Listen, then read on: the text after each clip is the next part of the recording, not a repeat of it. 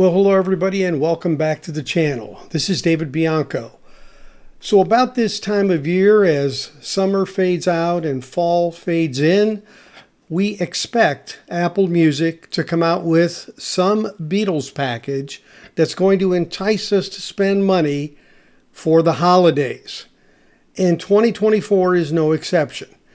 This year, it's even a bigger approach and in some ways a real twist on what has happened in the past. Now, while some of us may have thought maybe Rubber Soul was going to get a treatment this year, instead we get a bit of a whiplash, whereas they are now looking at releasing on November 22nd of 2024. And if that date sounds familiar, it is, because it is the anniversary of the assassination of John F. Kennedy, unfortunately. But this announcement came out on, ironically, September 11th. So it's a little bit odd, these dates this year. But be that as it may, what they have decided to do is to go into the library of Capitol records, the U.S. subsidiary of EMI Parlophone back in the day. Now, as we all know, the release sequence of songs and the albums were different in the early releases for the Beatles from the UK. And so what they've decided to do is to put a box together that puts together Meet the Beatles' second album, A Hard Day's Night, Something New, Beatles 65, and the early Beatles, along with the Beatles story, a 2 LP, basically an audio disc, so to speak, of the Beatles coming into America. And that box set altogether is $299 US.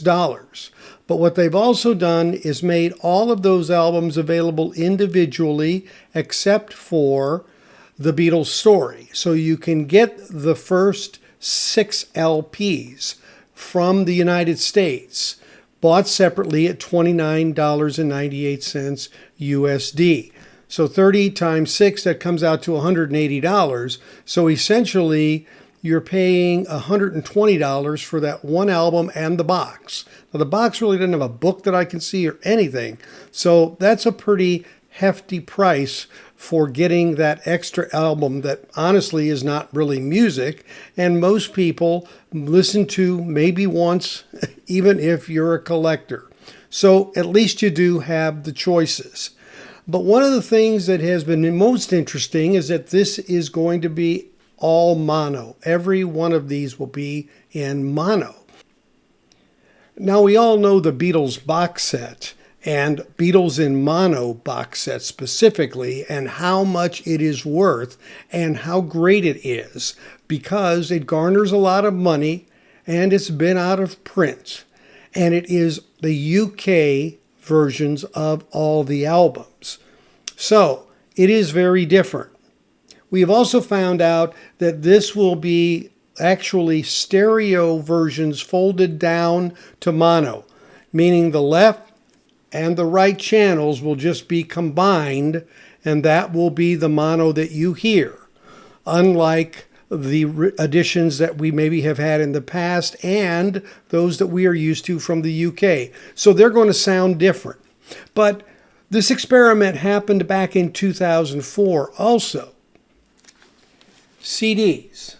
These were 2 compilations that came out, a Volume 1 and a Volume 2, the Capitol albums by the Beatles. And when they came out, you can see Meet the Beatles and second album and Something New and Beatles 65 were on the first volume. And then in the second volume, we had the early Beatles, Beatles 6, Help, and Rubber Soul. So you'll notice what's missing in this was, in fact, A Hard Day's Night.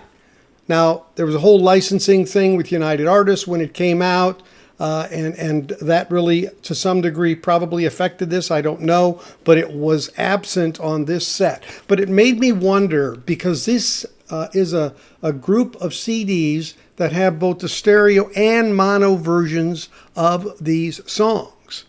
So they have already done this to some degree. And that's the interesting point that I wanted to check on. Is what we're going to receive on these new releases in November the same mono that exists on these CDs?